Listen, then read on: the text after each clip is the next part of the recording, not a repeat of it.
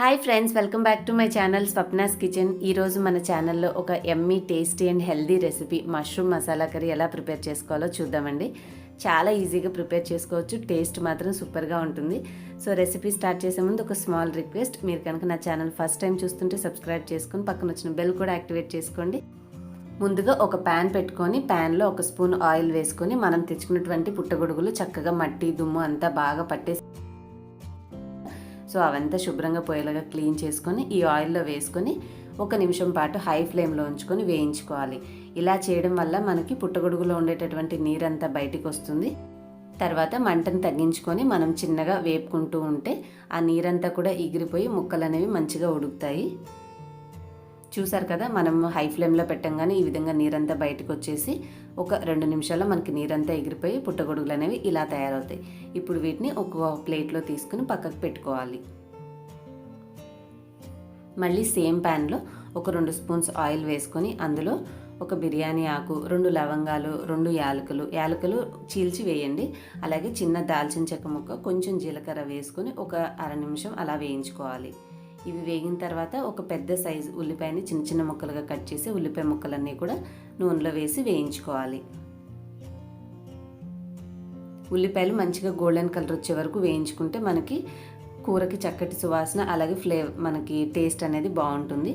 ఉల్లిపాయలు వేగిన తర్వాత ఇందులో 1 స్పూన్ అల్లం వెల్లుల్లి పేస్ట్ వేసుకొని పచ్చివాసన పోయే వరకు వేయించుకోవాలి.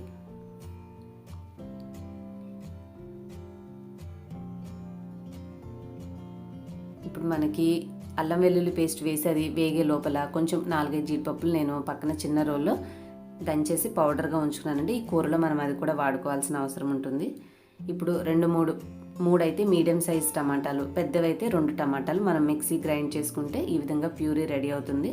సో ఆ టమాటా ప్యూరీని వేసేసి ఒకసారి ఇలా కలుపుకోండి. ఇప్పుడు ఈ ప్రాసెస్ అంతా కూడా మీడియం ఫ్లేమ్లోనే చేసుకుంటాం. మనము సిమ్లో పెట్టేసి మూత పెట్టి ఉంచామంటే ఒక 2 నిమిషాల తర్వాత మనకి టమాటా కూడా త్వరగా మగ్గుతుంది. ఒకసారి ఇలాగా కలుపుకొని దీంట్లో ఇప్పుడు రుచికి సరిపడినటువంటి అన్ని ఇంగ్రీడియంట్స్ అంటే ఉప్పు, కారం, పసుపు, ధనియాల పొడి, గరం మసాలా ఇవన్నీ కూడా వేసుకుని బాగా కలుపుకోవాలి. ఇంకా దీంట్లో కావాల్సినటువంటి కస్తూరి మేతి, జీడిపప్పుల పొడి ఈ రెండింటిని కూడా మనం తర్వాత వేసుకుంటామండి. ముందు వీటి వరకు వేసుకొని ఒకసారి బాగా కలుపుకోవాలి.